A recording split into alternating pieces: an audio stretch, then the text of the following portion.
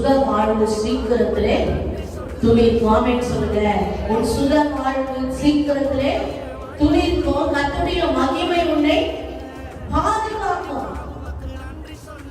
ஆபிரகாமை பார்த்து சொல்றார் ஆண்டவர், ஆபிரகாமே உன்னை ஆசீர்வதிக்கவே நான் ஆசீர்வதித்து, என்ன சொல்றார் ஆண்டவர்?